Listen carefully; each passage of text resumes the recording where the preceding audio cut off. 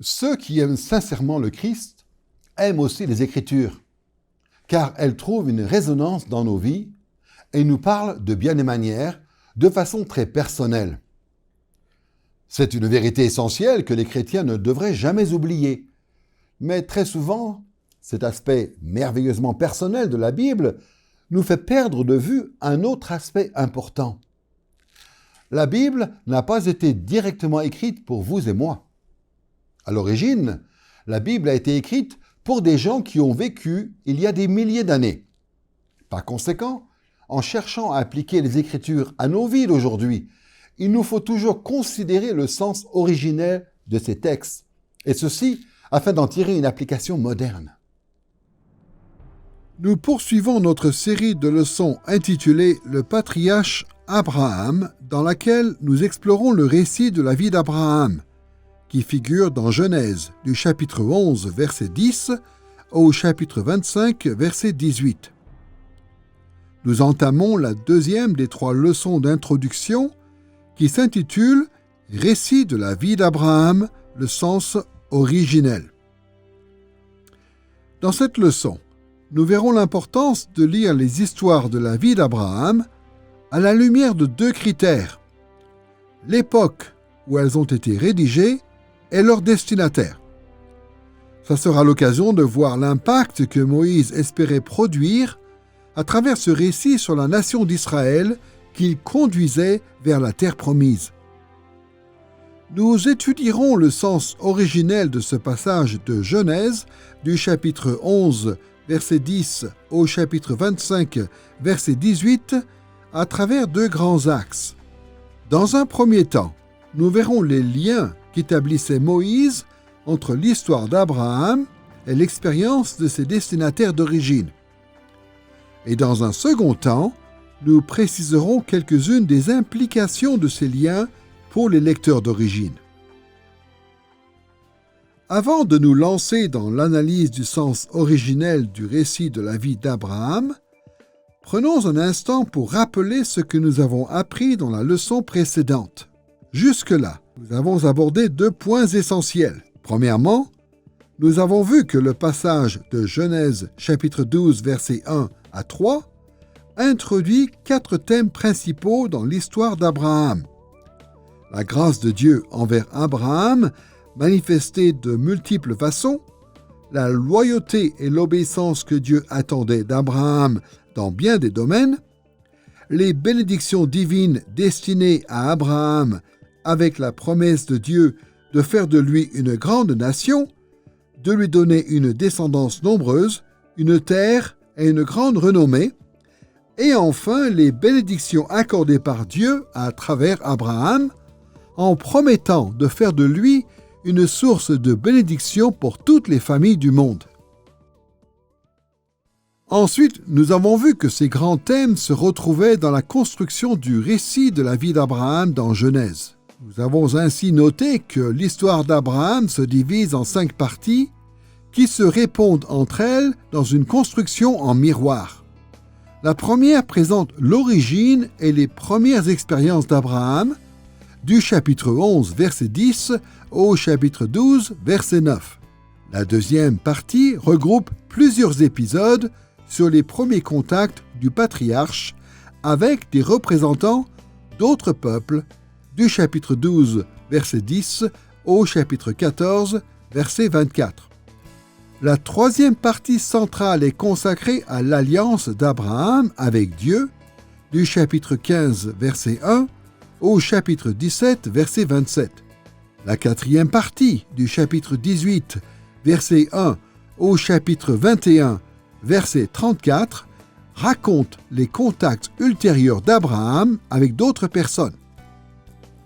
Et enfin, la cinquième partie traite de la descendance et de la mort d'Abraham du chapitre 22, verset 1 au chapitre 25, verset 18. Ces 5 parties ou 5 étapes de la vie du patriarche sont organisées de façon symétrique. Ainsi, la troisième partie du chapitre 15, verset 1 au chapitre 17, verset 27, est consacrée à l'alliance entre Dieu et Abraham et sert d'élément central dans la vie d'Abraham. Les deuxième et quatrième parties se répondent dans la mesure où elles traitent toutes deux des interactions d'Abraham avec d'autres peuples. La première et la dernière partie se répondent en ce qu'elles servent de balises, marquant le début et la fin de la vie du patriarche, en retraçant sa lignée du passé jusqu'à l'avenir. Dans cette leçon, nous nous appuierons beaucoup sur ces données relatives à la structure et au contenu du récit de la vie d'Abraham. Après ce résumé, tournons-nous vers ce qui nous intéresse particulièrement dans cette leçon. Le sens originel du récit de la vie d'Abraham dans le livre de la Genèse. Commençons par explorer les liens entre les histoires du patriarche et les expériences d'Israël, à qui ces histoires étaient destinées à l'origine. Dans cette série de leçons, nous analysons la vie d'Abraham en partant du principe que ces histoires ont été écrites à l'époque de Moïse et qu'elles nous sont parvenues sans changement notable. Les spécialistes les plus critiques sont persuadés que ces épisodes de la vie du patriarche n'ont pas été écrits au temps de Moïse, mais comme d'autres passages de l'Ancien Testament, ainsi que Jésus lui-même. Tous affirment que c'est Moïse qui a rédigé le livre de la Genèse. Les chrétiens d'aujourd'hui ne peuvent que soutenir cette thèse. Mais l'objectif de ces leçons est d'aller encore plus loin. Nous ne cherchons pas seulement à confirmer que Moïse a écrit ces histoires, mais aussi à comprendre pourquoi il les a écrites. Quelle vision avait-il de la vie d'Abraham? Dans quel but a-t-il rédigé ce récit? Et pour comprendre le sens originel du récit de la vie d'Abraham, l'une des meilleures méthodes consiste à identifier les liens établis par Moïse entre les histoires qu'il a écrites et l'expérience de ses premiers destinataires, les Israélites, qu'il conduisait de l'Égypte vers la terre promise. Pour comprendre comment Moïse associait ses destinataires d'origine à ce qu'il leur racontait d'Abraham, nous aborderons 3 points. D'abord, nous expliciterons ce qu'on entend par lien.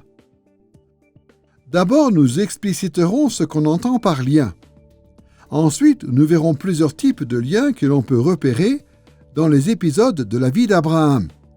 Et enfin, nous ferons une synthèse des liens identifiés dans ces épisodes en revenant sur les 5 grandes parties de la structure narrative. Commençons donc par préciser les liens que nous tenterons d'identifier. Lorsqu'il a eu à mettre par écrit l'histoire d'Abraham, Moïse s'est retrouvé, pourrait-on dire, dans une situation semblable à celle de tous les auteurs bibliques. Il était à la croisée de 2 mondes. D'un côté, Moïse avait entendu des récits du monde d'Abraham qu'on pourrait appeler le monde d'avant. Il savait ce qui s'était passé dans la vie du patriarche quelques 500-600 ans plus tôt, à la fois grâce à la tradition orale et à l'extraordinaire révélation divine. De ce point de vue, Moïse avait surtout affaire au monde d'avant, celui du temps d'Abraham. Mais d'un autre côté, Moïse devait aussi tenir compte du monde tel que lui-même et les Israélites qui le suivaient le connaissaient, ce qu'on pourrait appeler le monde de leur temps. En tant que leader du peuple de Dieu au moment de la rédaction, Moïse devait raconter les histoires du monde d'avant, celui où a vécu Abraham, en tentant de répondre aux besoins de ses contemporains. En tant qu'intermédiaire entre le monde d'avant, d'Abraham, et le monde de leur temps, Moïse a établi des liens entre la vie du patriarche et la vie de ses lecteurs pour leur montrer la pertinence des histoires qu'il racontait. Autrement dit, Moïse a choisi ce qu'il allait écrire et la manière dont il allait le faire pour permettre aux Israélites qui le suivaient de voir les liens entre la vie d'Abraham et leur propre vie. Pour cela, Moïse a essentiellement construit son récit afin que ses lecteurs d'époque voient des ressemblances et des différences entre l'expérience du patriarche et leur propre vécu. Ces ressemblances et ces différences étaient parfois très subtiles, d'autres fois plus évidentes, mais chaque épisode de la vie d'Abraham suggérait des liens entre l'histoire du patriarche et l'expérience des premiers destinataires de Moïse. Maintenant que nous avons défini en quoi consistent les liens et le sens originel du récit qui nous intéresse, passons au deuxième point de cette leçon, les différents types de liens établis par Moïse entre la vie d'Abraham et le vécu des Israélites à qui il s'adressait à l'origine. Pour que les lecteurs d'un texte, quel qu'il soit, puissent trouver ce texte pertinent, il doit dépeindre un monde compréhensible pour ses lecteurs. Si le monde que décrit un récit n'a rien à voir avec le monde réel dans lequel évoluent les lecteurs, si les personnages et les thèmes abordés par le récit n'évoquent rien pour ceux qui le lisent, le texte ne peut leur transmettre aucun message. Autrement dit, si le monde d'avant, celui d'Abraham, était complètement différent du monde de leur temps, celui de Moïse et des Israélites, les histoires du patriarche n'auraient eu aucun sens et aucune pertinence pour Israël. Voilà pourquoi Moïse a fait un effort particulier pour établir des liens entre le monde d'Abraham et celui des Israélites, alors en route vers la terre promise.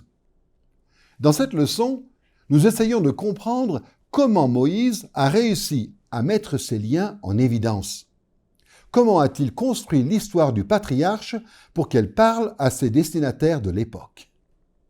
En avançant dans cette série de leçons, nous verrons que Moïse a établi des liens entre ces récits et l'expérience des Israélites de trois manières principales. Premièrement, il a raconté la vie d'Abraham, de manière à fournir aux Israélites un contexte historique de ce qu'ils vivaient à ce moment-là.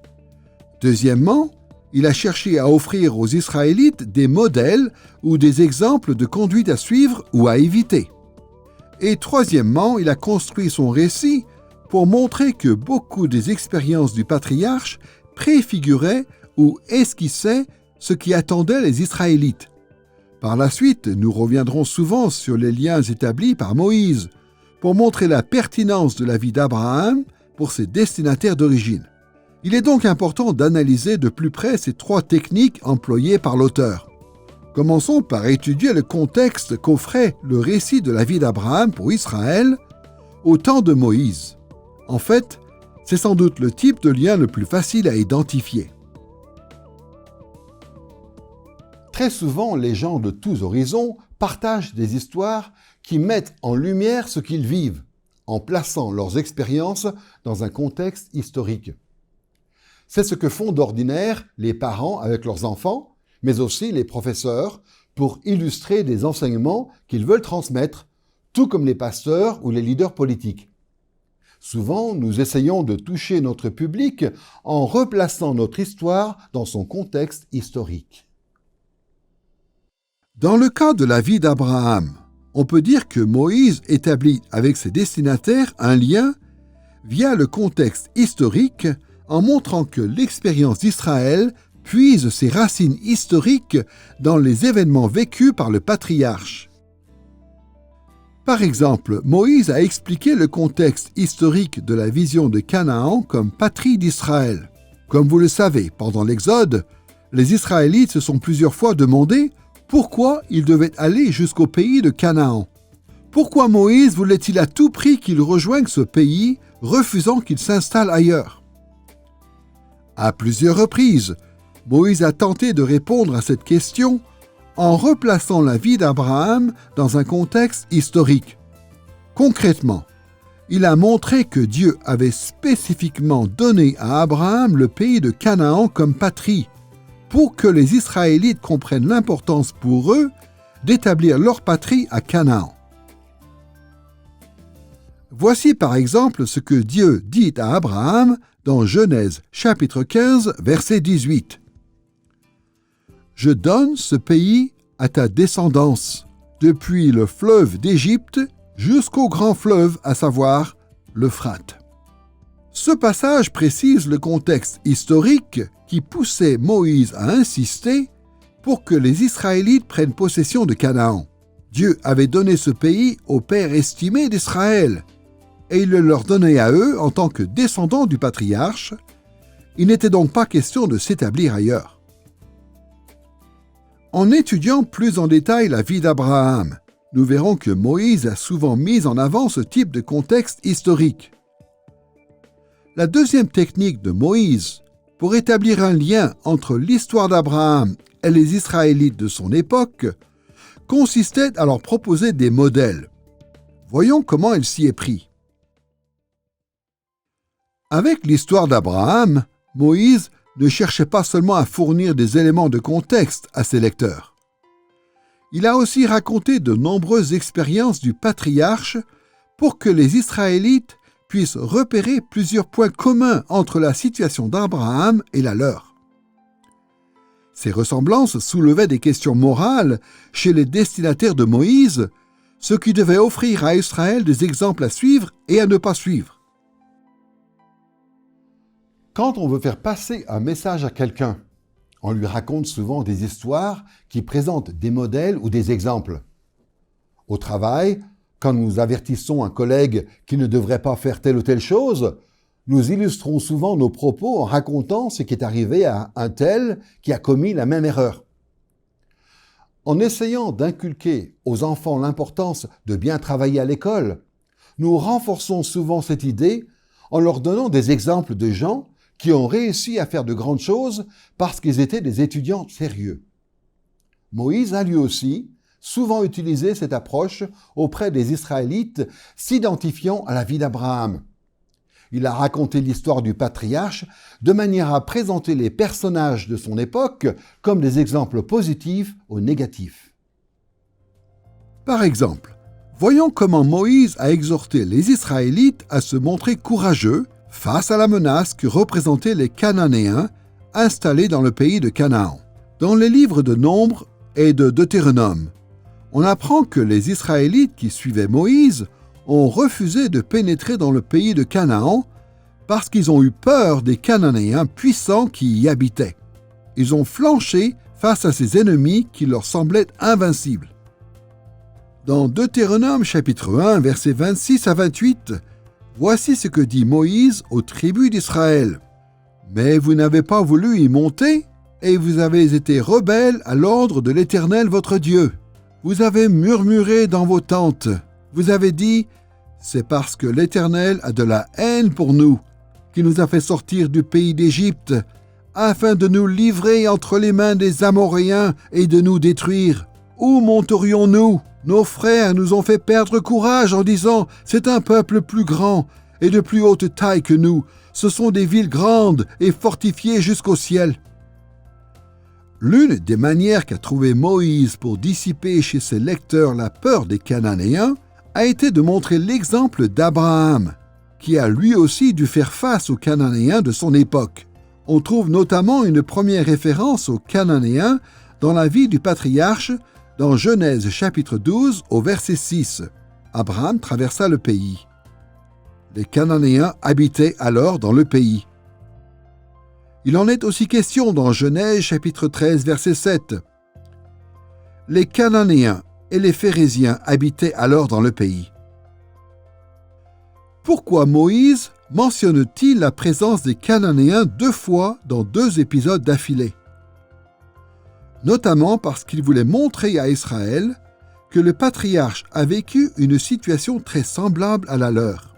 Les Cananéens étaient installés dans le pays promis à l'époque d'Abraham, comme à l'époque de Moïse. Pourtant, Abraham a fait confiance aux promesses de l'Éternel et il a pénétré courageusement dans la région occupée par les Cananéens.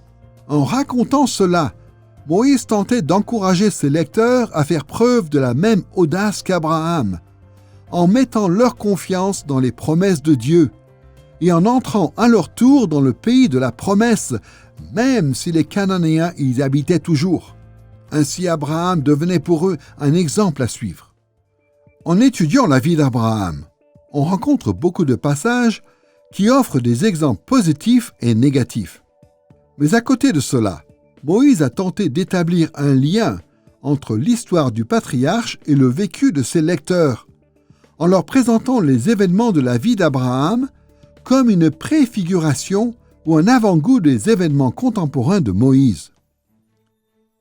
En général, un texte peut fournir un contexte historique sans toujours fournir des points de ressemblance qui parlent au lecteur. Pour proposer des exemples ou des modèles qui touchent le public, un récit doit déjà contenir plus d'éléments auxquels le lecteur puisse s'identifier. Mais pour qu'on puisse parler de préfiguration, il faut absolument qu'un texte offre de nombreuses similitudes. Dans le cas qui nous intéresse, il fallait donc que le monde d'avant, où évoluait Abraham, ressemble presque trait pour trait au monde de leur temps que connaissaient les Israélites. On décèle souvent ce genre de parallèle dans la vie d'Abraham, mais il arrive aussi que sous la plume de Moïse, l'époque du patriarche montre une ressemblance troublante avec des événements de son temps. On connaît bien l'adage qui dit que l'histoire se répète. Et même si l'on sait que dans l'histoire, il n'y a pas deux séries d'événements exactement pareilles, il arrive que les faits se ressemblent tellement qu'on a l'impression de les revivre. Et quand les auteurs bibliques remarquaient que certains événements passés semblaient se répéter dans la vie de leur destinataire, ils mettaient souvent ce lien en avant. C'est ce qu'on appelle la préfiguration. Un des exemples de préfiguration apparaît dans le fameux épisode de Genèse, chapitre 15, versets 1 à 21, qui décrit l'alliance d'Abraham avec Dieu. Dieu a assuré à Abraham qu'un jour, ses descendants posséderaient le pays de Canaan et pour ce faire, il l'a appelé à préparer un rituel d'alliance. Abraham a donc coupé des animaux en deux et a placé ces morceaux de part et d'autre d'un chemin. Une fois endormi, le patriarche a eu une vision qui ressemblait beaucoup à ce qu'avaient vécu les premiers lecteurs de Moïse. Dans Genèse chapitre 15, verset 17, il est dit « Quand le soleil fut couché, l'obscurité devint profonde. Alors, une fournaise fumante et des flammes passèrent entre les animaux partagés. » Le reste du passage nous apprend que cette fournaise fumante et ses flammes représentaient Dieu qui est passé entre les moitiés d'animaux en signe d'engagement solennel à donner à la descendance d'Abraham le pays de la promesse. Imaginez un peu, Genèse chapitre 15, verset 17, nous présente Dieu qui apparaît à Abraham sous forme de flammes et de fumée pour lui jurer qu'il accomplira sa promesse et donnera à ses descendants la terre promise. Les lecteurs modernes trouveront sans doute étrange cette apparition divine dans les flammes et la fumée pour sceller les promesses faites aux patriarches. Mais si on considère que Moïse a écrit l'histoire d'Abraham pour les Israélites qui le suivaient vers la terre promise, ce détail prend tout son sens. Pendant les déplacements des Israélites, Dieu leur a apparu à maintes reprises sous forme de flammes et de fumée. Dans la nuée de gloire qui les conduisait vers la terre promise, Dieu leur apparaissait aussi comme des flammes et de la fumée. On voit donc que l'apparition divine qu'a vécue Abraham préfigurait la manière dont Dieu allait se montrer aux Israélites au temps de Moïse. Et si Abraham a acquis l'assurance de posséder le pays grâce à cette manifestation de l'Éternel, en entendant cette histoire, les Israélites devaient à leur tour acquérir l'assurance qu'eux aussi s'empareraient du pays à leur époque. Un autre épisode préfigure encore davantage les événements à venir, celui où Abraham est délivré d'Égypte dans Genèse chapitre 12 au verset 10 à 20. Ce passage a été écrit pour donner aux Israélites une autre vision de l'Égypte. En l'occurrence, dans tout cet épisode, Moïse établit des parallèles étroits entre l'expérience du patriarche et celle des Israélites sous sa houlette. Dans Genèse chapitre 12, versets 10 à 20, Abraham entame un séjour en Égypte à cause d'une famine qui frappe le pays de Canaan. Le patriarche est retenu en Égypte parce que le pharaon a pris Sarah dans son harem, mais Dieu délivre Abraham en envoyant des fléaux sur la maison du pharaon. Alors ce dernier renvoie Abraham d'Égypte qui en repart chargé de biens. Cet épisode de la vie d'Abraham a été clairement construit comme une préfiguration de ce que devaient vivre les Israélites plusieurs générations plus tard. Comme Abraham, ils ont séjourné en Égypte à cause d'une famine au pays de Canaan. Ils ont été retenus par le Pharaon. Ils ont été délivrés grâce au fléau envoyé par Dieu sur la maison du Pharaon. Et le Pharaon a ordonné la libération des Israélites qui ont quitté l'Égypte avec plein de richesses récupérées auprès des Égyptiens. Moïse a composé ce récit d'une manière à préfigurer les expériences de ses lecteurs. Qu'un épisode aussi long de la vie d'Abraham serve de préfiguration est rare, mais on retrouve d'autres liens de ce type à plusieurs autres endroits. En poursuivant notre étude du récit de la vie d'Abraham, nous retrouverons ces trois types de liens à différentes reprises. Moïse a établi des liens entre le monde d'avant d'Abraham et le monde de leur temps, celui de ses destinataires, en leur donnant un contexte historique de ce qu'ils vivaient et des modèles de comportement à suivre ou pas, ainsi qu'en montrant comment la vie du patriarche préfigurait beaucoup d'expériences vécues par les Israélites de son époque. Maintenant que nous avons vu les différents types de liens que Moïse a établis entre l'histoire d'Abraham et ses destinataires israélites, il peut être utile de faire une synthèse pour voir comment chaque grande partie de la vie d'Abraham trouve un parallèle dans le vécu des premiers lecteurs de ce récit. Souvenez-vous, le récit de la vie d'Abraham se divise en 5 parties symétriques, et dans chacune de ces parties, Moïse fait un lien entre la situation du patriarche et celle de ses destinataires d'origine. Pour commencer, Moïse présente les origines et les premières expériences d'Abraham d'une manière qui rappelle les origines et les premières expériences des Israélites qui ont quitté l'Égypte en suivant Moïse. Abraham, comme Israël, descendait de la même famille, et Abraham, comme Israël, ont été appelés par Dieu à s'installer dans le pays de Canaan. Ainsi, Moïse a précisé un contexte historique et érigé Abraham en exemple et a même montré que par certains aspects, la vie du patriarche préfigurait ce que devaient vivre ses premiers lecteurs. Deuxièmement, Moïse a décrit les premiers contacts du patriarche avec d'autres peuples d'une manière qui parlait à ses lecteurs. Il a évoqué les interactions entre Abraham et les Égyptiens, parce qu'Israël interagissait aussi avec l'Égypte à cette époque. Il a raconté les rapports entre Abraham et Lot, parce qu'Israël était aussi en contact avec les descendants de Lot, les Moabites, les Ammonites. Il a parlé des rois de l'Est et du roi cananéen de Sodome, car Israël vivait des expériences semblables avec des rois étrangers et des villes cananéennes. Troisièmement, Moïse a écrit sur l'alliance entre Dieu et Abraham, car Israël avait aussi conclu une alliance avec Dieu.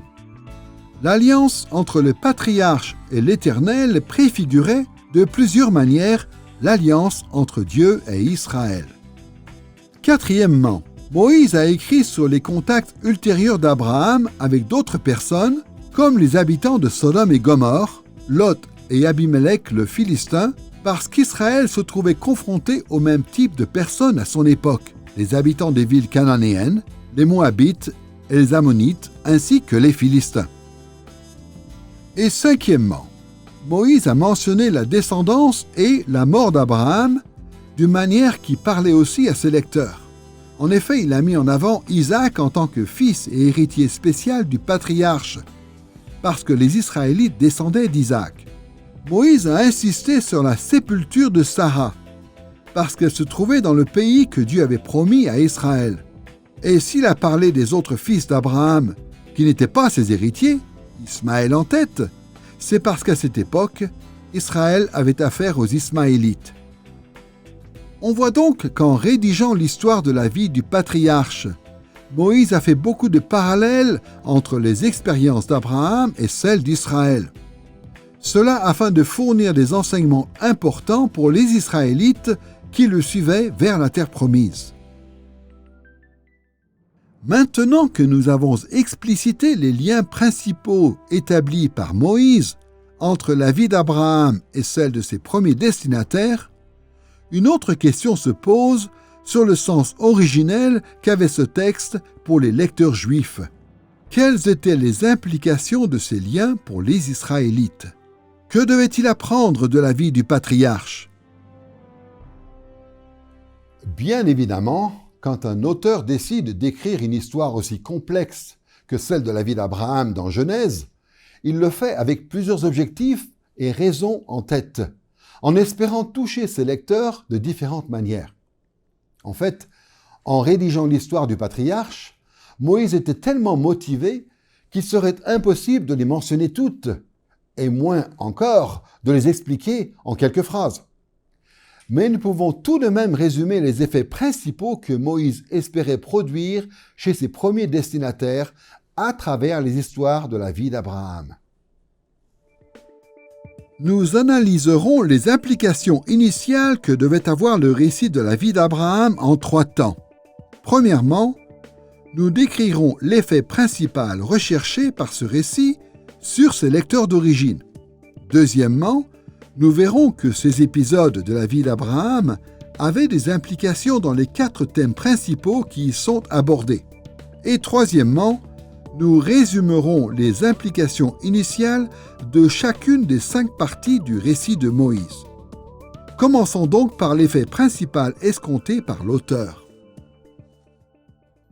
Pour dire les choses simplement, Moïse voulait enseigner aux Israélites, à travers l'histoire d'Abraham, pourquoi et comment ils devaient laisser derrière eux l'Égypte pour aller de l'avant dans la conquête de la terre promise.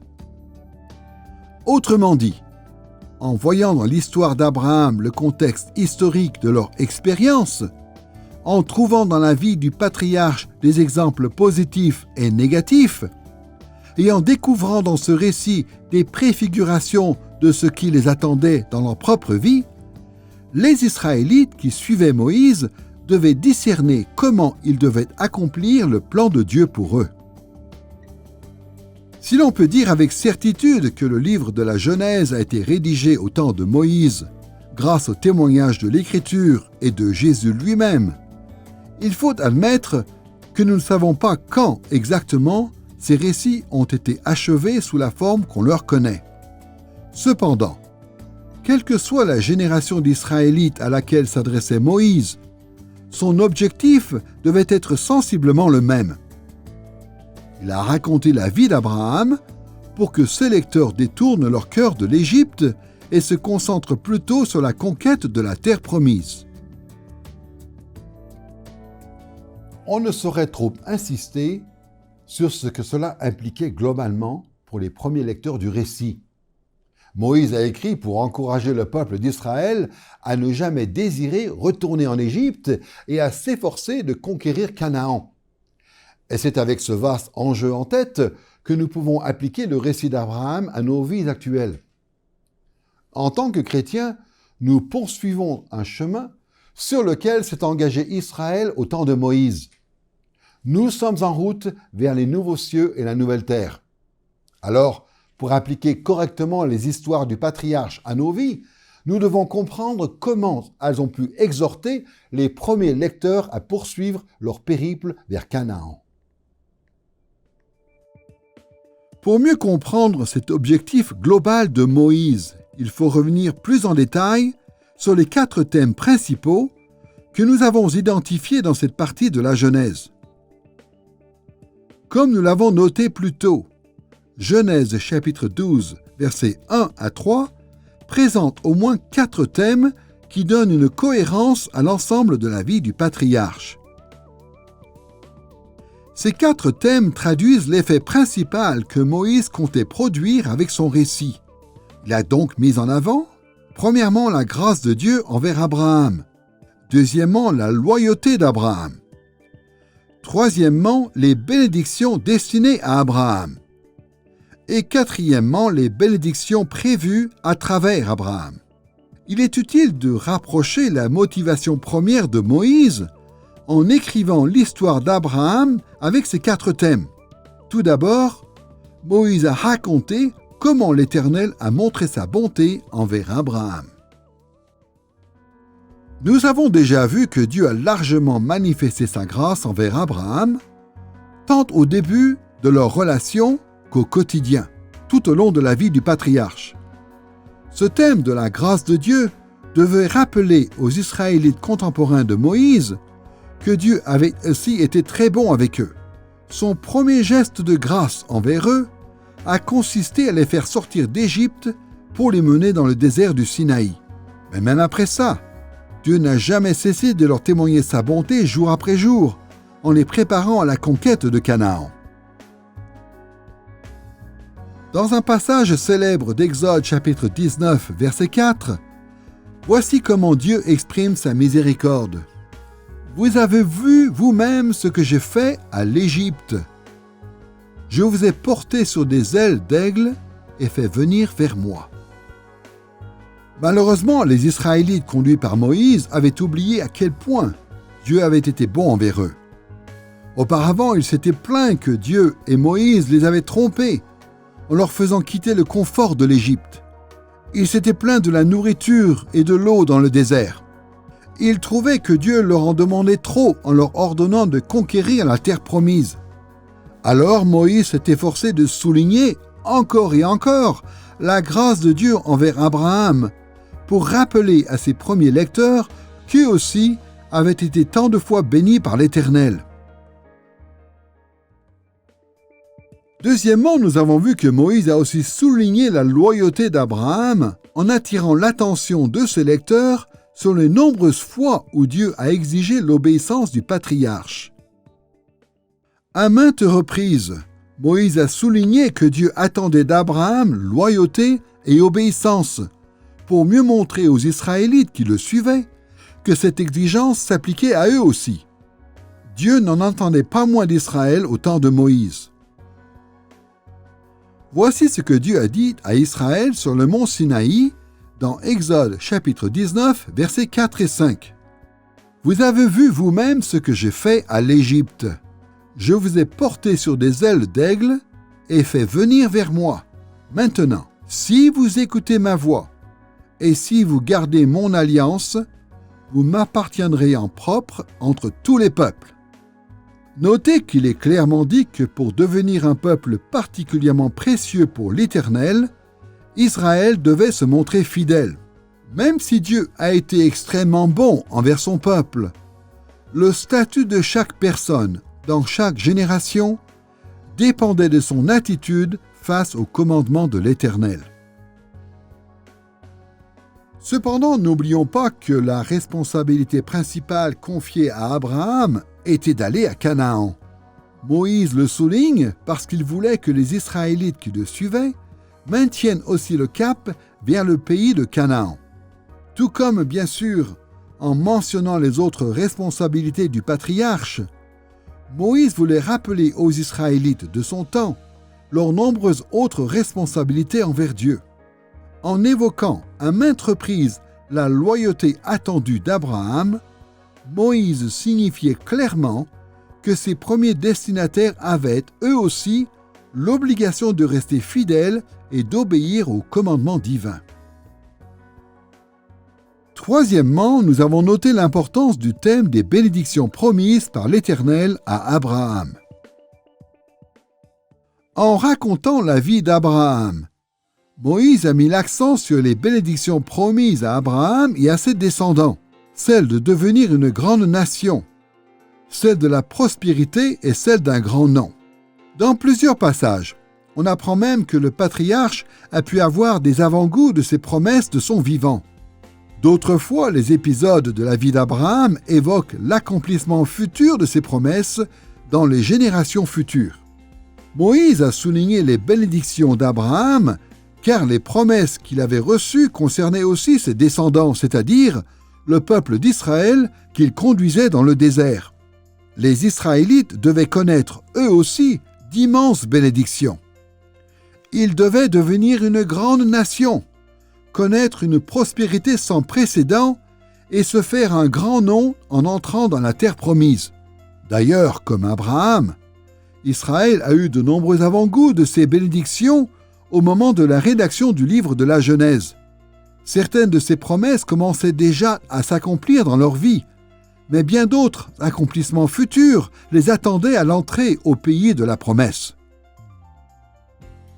Dieu a évoqué les bénédictions qui attendaient Israël sur le mont Sinaï dans Exode chapitre 19, verset 6. « Quant à vous, vous serez pour moi un royaume de sacrificateurs et une nation sainte. » Moïse a évoqué les bénédictions que Dieu avait promises à Abraham pour susciter l'espoir chez les Israélites de son temps. Ainsi, en lisant les promesses divines faites aux patriarches, ils entrevoyaient les bénédictions qui les attendaient à leur tour. Quatrièmement, nous avons noté que dans le récit de la vie d'Abraham, il était aussi question de bénédictions offertes par Dieu au monde entier à travers le patriarche. Souvenez-vous, les bénédictions devaient se manifester à travers Abraham dans un processus complexe. En effet, Genèse chapitre 12, verset 3, nous apprend que Dieu comptait offrir à Abraham la réussite à travers un double processus de bénédiction des amis du patriarche et de malédiction de ses ennemis. Dans plusieurs épisodes, Moïse a montré comment Dieu a donné à Abraham des avant-goûts de ce processus de son vivant, lors des interactions du patriarche avec des représentants d'autres nations. D'autre part, plusieurs épisodes de la vie d'Abraham révèlent les nombreux accomplissements futurs prévus par Dieu. Ce thème revient énormément sous la plume de Moïse, car il touchait de près les Israélites qui le suivaient en ce temps-là. Dieu leur garantissait la réussite en devenant une source de bénédiction pour les autres, car il allait bénir les amis d'Israël et maudire ses ennemis. Eux aussi ont eu des avant-goûts de ces promesses dans leur contact avec divers groupes de gens. Déjà à plusieurs occasions, les Israélites avaient pu voir Dieu à l'œuvre qui bénissait leurs amis et maudissait leurs ennemis. Mais au-delà de ça, Moïse a mis en avant ce thème pour que les Israélites puissent fixer les yeux sur les accomplissements futurs qui les attendaient en rejoignant la terre promise, en étendant le royaume de Dieu jusqu'aux confins de la terre. Comme nous venons de le voir dans Exode chapitre 19, verset 6, Dieu a dit à Israël, « Quant à vous, vous serez pour moi un royaume de sacrificateurs et une nation sainte. » Cette vision de la nation comme un royaume de sacrificateurs n'implique pas seulement qu'Israël allait avoir le privilège d'être le peuple saint de Dieu à son service, mais aussi que les enfants d'Israël devaient servir les plans de Dieu dans le monde entier. Alors qu'il s'efforçait d'encourager Israël à avancer vers la terre promise, Moïse a écrit l'histoire d'Abraham de manière à communiquer à ses destinataires le projet de Dieu, d'utiliser Israël pour étendre son royaume et donc ses bénédictions au monde entier. Nous avons examiné les implications pour les destinataires d'origine des 4 thèmes principaux abordés dans l'histoire d'Abraham. À présent, voyons rapidement comment cette histoire s'appliquait aux premiers lecteurs de Moïse à travers les grandes parties qui composent le récit de la vie du patriarche dans Genèse. Comme nous l'avons déjà dit, le récit de la vie d'Abraham se divise en 5 grandes parties. La première présente l'origine et les premières expériences d'Abraham, du chapitre 11, verset 10 au chapitre 12, verset 9. La deuxième relate les premiers contacts du patriarche avec des représentants d'autres peuples, du chapitre 12, verset 10 au chapitre 14, verset 24. La troisième est consacrée à l'alliance d'Abraham avec Dieu, du chapitre 15, verset 1 au chapitre 17, verset 27. La quatrième partie, du chapitre 18, verset 1 au chapitre 21, verset 34, raconte les contacts ultérieurs d'Abraham avec d'autres personnes. Et la cinquième partie traite de la descendance et de la mort d'Abraham, du chapitre 22, verset 1 au chapitre 25, verset 18. Chacune de ces grandes parties se divise à son tour en plusieurs épisodes ou sections. Résumons le contenu et quelques-unes des principales implications de ces épisodes pour les destinataires d'origine de Moïse. La première partie du récit de la vie d'Abraham, consacrée à son origine et ses premières expériences, apporte des précisions sur la famille du patriarche et sur le premier appel qu'il a reçu de Dieu. En gros, Moïse a composé cette partie du récit de manière à montrer à ses lecteurs israélites, à travers la vie d'Abraham, qu'ils pouvaient en tirer des informations sur leurs propres origines familiales et sur l'appel que leur adressait l'Éternel. Cette première partie se divise en 3 épisodes ou sections. Le récit de la vie d'Abraham s'ouvre sur une généalogie présentant les descendants d'Abraham choisis par Dieu, au chapitre 11, versets 10 à 26.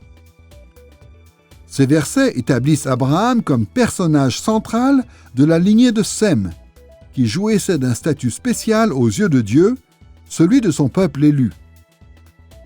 Cette généalogie était censée rappeler aux premiers lecteurs israélites de Moïse qu'eux aussi, en tant que descendants d'Abraham, avaient ce statut privilégié du peuple élu de Dieu. La deuxième section de la partie consacrée à l'origine et aux premières expériences du patriarche est aussi une généalogie qu'on retrouve au chapitre 11, au verset 27 à 32.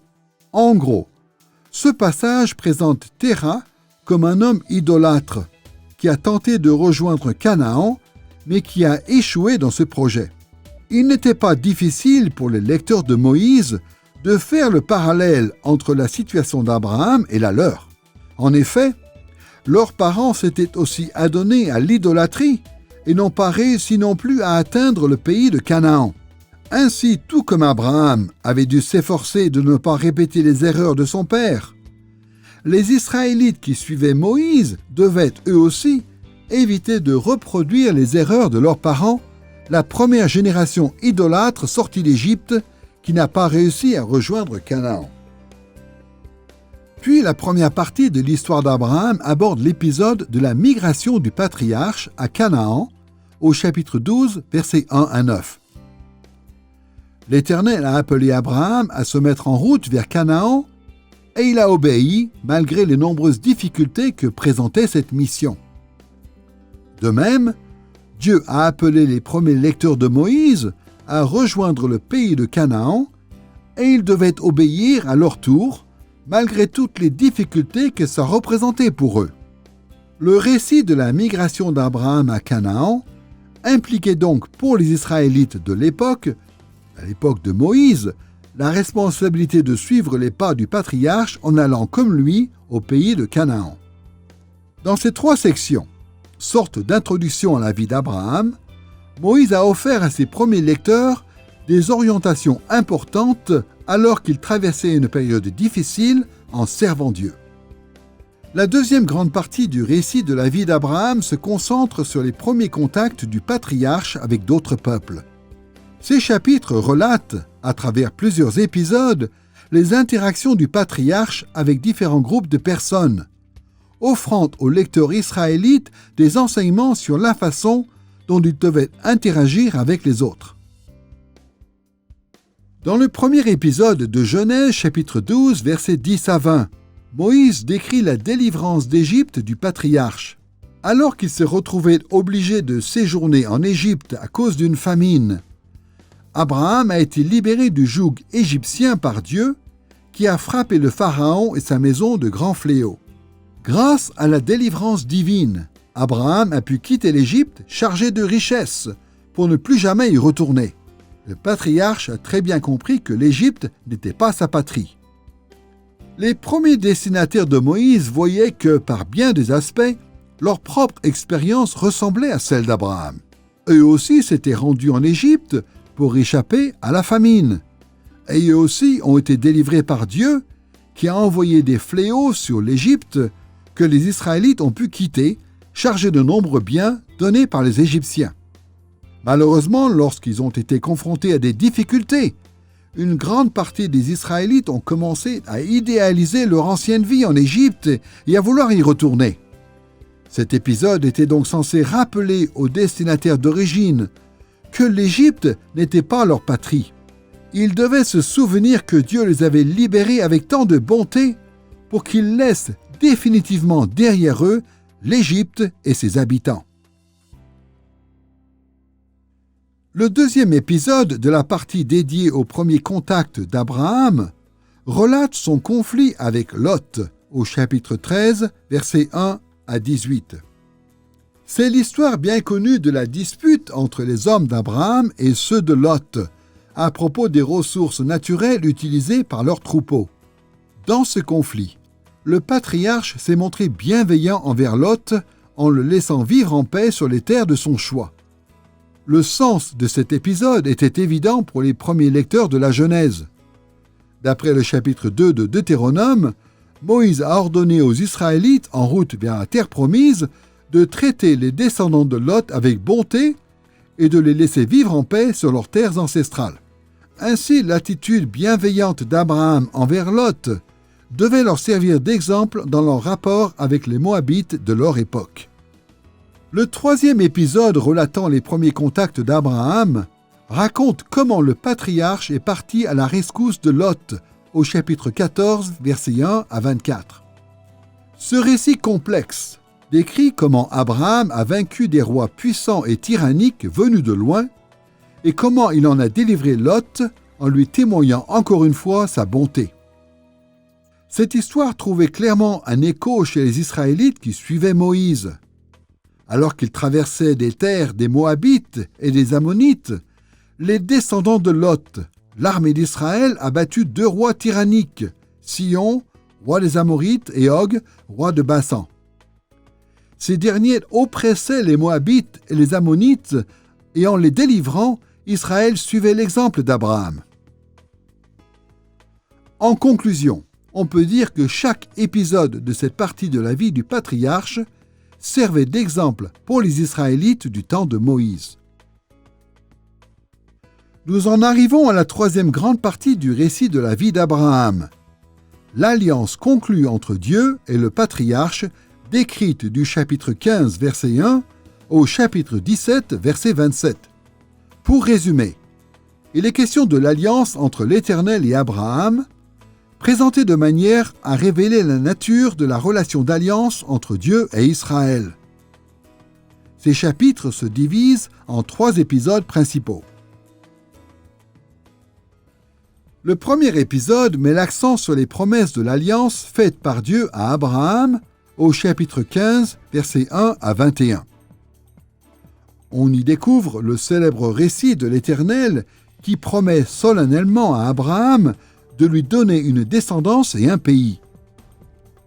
Plus précisément, Dieu a promis au patriarche qu'il aurait d'innombrables descendants qui, après une période d'oppression dans un pays étranger, reviendraient en terre promise. Ce passage était censé rappeler aux Israélites que Dieu avait conclu une alliance similaire avec eux par l'intermédiaire de Moïse. Plus encore, ça leur montrait qu'ils étaient en train de vivre l'accomplissement des promesses divines faites à Abraham. Israël était la descendance promise d'Abraham, et il était en route vers le pays que l'Éternel avait promis au patriarche. Douter de cela, c'était douter des promesses d'alliance pleines de miséricorde que l'Éternel avait faites à Abraham avant de les renouveler à Moïse. Le deuxième épisode axé sur l'alliance entre Dieu et Abraham relate la chute du patriarche avec Agar au chapitre 16, versets 1 à 16. Cette triste histoire nous apprend comment Abraham et Sarah ont négligé les promesses de l'alliance faite par l'Éternel en tentant d'obtenir un enfant par l'intermédiaire d'Agar, la servante égyptienne de Sarah. Abraham et Sarah n'ont pas eu confiance dans les promesses divines. Mais l'Éternel a rejeté leur plan alternatif en refusant de considérer Ismaël comme le vrai héritier d'Abraham. Les premiers lecteurs israélites de Moïse se sont, eux aussi, détournés des promesses de l'Alliance à plusieurs reprises, en rêvant de retrouver le confort de la vie en Égypte. Cet épisode de la vie du patriarche devait leur apprendre que si Dieu avait rejeté le plan alternatif d'Abraham, il ferait de même avec leur plan alternatif à eux.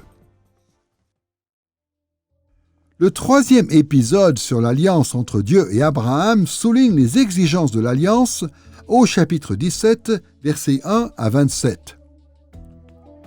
Dans ce passage, Dieu met le patriarche face à ses manquements au plan divin. L'Éternel a aussi réaffirmé son exigence de loyauté dans le cadre de l'alliance, en instituant la circoncision comme un signe d'alliance qu'Abraham et ses fils devaient porter dans leur chair. Par ce signe, Dieu a rappelé à Abraham que leur relation d'alliance impliquait la loyauté qui serait récompensée par de grandes bénédictions. Moïse a choisi de raconter cet aspect de l'alliance abrahamique pour mettre les Israélites face à leurs infidélités et pour leur rappeler la nécessité de rester fidèles dans l'alliance. Car ce n'est qu'en restant fidèles au Dieu de l'alliance qu'ils pouvaient espérer obtenir de grandes bénédictions. Ainsi, l'élément central du récit de la vie d'Abraham, son alliance avec Dieu, mettait en avant la grâce de Dieu manifestée à Israël à travers de merveilleuses promesses, tout en rappelant aux lecteurs qu'ils se devaient de servir fidèlement l'Éternel, à qui ils étaient liés par une alliance. Passons maintenant à la quatrième partie de l'histoire d'Abraham, ses contacts ultérieurs avec d'autres personnes, décrits au chapitre 18, verset 1, au chapitre 21, verset 34. On y découvre les rencontres d'Abraham avec différentes personnes représentant des peuples encore présents au temps de Moïse. Abraham a eu des contacts avec les Cananéens de Sodome et de Gomorrhe, avec Lot, avec Abimelech et avec Ismaël. En gros, les interactions du patriarche servaient d'exemple aux Israélites en leur enseignant comment ils devaient se comporter avec les Cananéens, les Moabites, les Ammonites, les Philistins et les Ismaélites de leur temps. Cette partie du récit de la vie d'Abraham s'ouvre sur l'épisode de Sodome et Gomorrhe du chapitre 18, verset 1, au chapitre 19, verset 38. Dans cette histoire célèbre, il est question de la menace du jugement divin contre les villes cananéennes dépravées, du souci d'Abraham pour les justes qui habitaient ces villes, de la destruction de Sodome et Gomorrhe et de la délivrance de Lot. Les premiers lecteurs de Moïse voyaient un parallèle direct entre ces événements et leur propre situation. Cela les aidait à comprendre ce que vivaient leurs contemporains. La menace prononcée par Dieu contre les Cananéens, les égards qu'ils devaient manifester aux Cananéens justes comme Rahab qu'ils allaient rencontrer à Jéricho, la destruction certaine qui guettait les villes cananéennes, ainsi que les relations d'Israël avec les descendants de Lot, les Moabites et les Ammonites. Le deuxième épisode illustrant les contacts ultérieurs d'Abraham se trouve au chapitre 20, versets 1 à 18. Là encore, on découvre le patriarche qui intercède en faveur d'un habitant local, le Philistin Abimelech. Souvenez-vous, Abimelech a mis en danger l'avenir d'Abraham en lui prenant Sarah, car il ignorait qu'elle était sa femme. Suite à cela, Dieu a prononcé son jugement contre Abimelech, qui a prouvé sa probité en se repentant. Voyant cela, Abraham a prié pour Abimelech, ce qui a ensuite permis aux deux hommes de devenir amis et de vivre ensemble dans une paix durable. Cette histoire parlait aux Israélites contemporains de Moïse, car elle leur montrait l'attitude à adopter face aux Philistins de leur époque. Les Philistins représentaient, de bien des manières, une menace pour Israël. Mais si la menace du jugement divin devait amener les Philistins à se repentir, les Israélites avaient la responsabilité d'intercéder en leur faveur pour profiter d'une paix durable avec ce peuple. Le troisième épisode de cette partie, au chapitre 21, versets 1 à 21, relate la relation difficile entre Isaac et Ismaël. Tous deux étaient les fils d'Abraham, mais quand des tensions sont apparues entre eux, Dieu a ordonné au patriarche d'exclure Ismaël de la famille. Même si Dieu a béni Ismaël, il a clairement signifié que le seul héritier légitime d'Abraham était Isaac. En informant ses lecteurs de ces événements, Moïse essayait de leur faire comprendre la nature de leur relation avec les Ismaélites de leur temps. Alors que des tensions surgissaient entre les Ismaélites et les Israélites, ces derniers devaient se rappeler que Dieu avait instauré une séparation entre eux. Même si Dieu avait accordé beaucoup de bénédictions aux Ismaélites, ce sont les Israélites qui représentaient la vraie descendance d'Abraham. Le 4e épisode illustrant les contacts ultérieurs d'Abraham avec d'autres personnes est consacré au traité conclu par le patriarche avec Abimelech au chapitre 21, versets 22 à 34. Dans cette histoire, Abimelech, le Philistin, reconnaît qu'Abraham jouit de la faveur de l'Éternel et le patriarche accepte de vivre en paix avec Abimelech et ses descendants. Puis l'histoire évoque une controverse au sujet du droit d'utiliser un puits pour abreuver les moutons du patriarche et le traité officiel conclu à Beer-Shéba engageant les deux hommes au respect et aux égards mutuels. Abimelech et son chef d'armée rappelaient à Moïse et à ses compatriotes la menace importante que représentaient les Philistins de cette époque. Dans cet épisode, Moïse voulait enseigner à ceux qui le suivaient que si les Philistins reconnaissaient que Dieu bénissait Israël, Israël devait vivre en paix avec eux, comme l'avait fait Abraham en son temps. Le puits nommé Beer-Shéba existait toujours à l'époque de Moïse, comme un rappel aux Israélites du traité conclu à cet endroit et de leur engagement à respecter les Philistins en vivant en paix avec eux. Comme nous venons de le voir, les histoires illustrant les contacts ultérieurs d'Abraham impliquent de nombreux personnages qui représentent des peuples à qui Moïse et ses compatriotes avaient affaire en ce temps-là. Les Israélites pouvaient donc tirer de nombreuses leçons de l'attitude du patriarche et s'en inspirer. Nous arrivons à la dernière partie du récit de la vie d'Abraham que Moïse a consacré à la descendance et à la mort du patriarche dans Genèse du chapitre 22, verset 1 au chapitre 25, verset 18. Dans ces chapitres, il est question de l'héritage d'Abraham, prolongement de la relation d'alliance entre Dieu et le patriarche aux générations futures.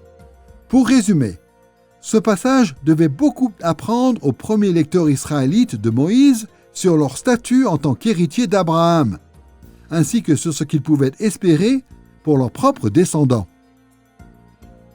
Le premier épisode de cette partie du récit de la vie d'Abraham relate la fameuse mise à l'épreuve d'Abraham au chapitre 22, versets 1 à 24.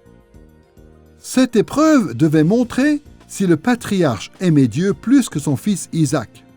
Dieu a lancé au patriarche un défi redoutable, en lui demandant de sacrifier son fils. Comme Abraham a obéi, l'Éternel l'a récompensé en lui garantissant un avenir brillant pour Isaac. Cette histoire avait d'innombrables implications pour les lecteurs israélites de Moïse, mais elle comportait une leçon principale en rappelant à Israël que Dieu le mettait à l'épreuve pour s'assurer de sa fidélité envers lui. Au temps de Moïse, Dieu a envoyé de nombreuses épreuves à son peuple, et en découvrant dans cet épisode l'obéissance d'Abraham lors de sa mise à l'épreuve, les Israélites devaient se rappeler qu'ils avaient eux aussi à faire preuve d'obéissance quoi qu'il en coûte. D'autre part, l'affirmation d'un brillant avenir prévu pour Isaac rappelait aux Israélites qu'eux aussi étaient promis à un avenir radieux pour peu qu'ils réussissent les épreuves.